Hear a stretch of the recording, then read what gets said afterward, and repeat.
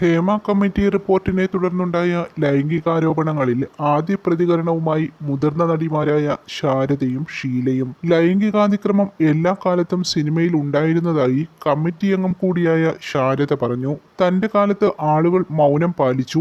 അഭിമാനത്തെ കരുതിയും ഭയം കാരണവും അന്ന് ആ വിവരം പുറത്തു പറഞ്ഞിരുന്നില്ല.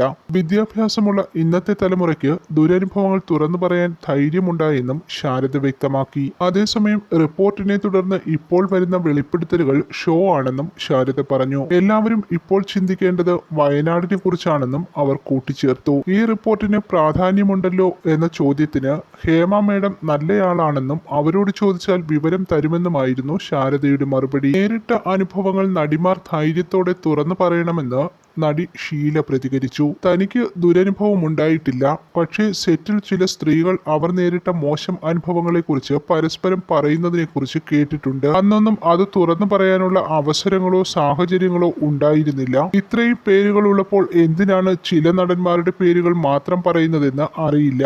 കുറ്റം ചെയ്തിട്ടുണ്ടെങ്കിൽ ശിക്ഷിക്കപ്പെടണം.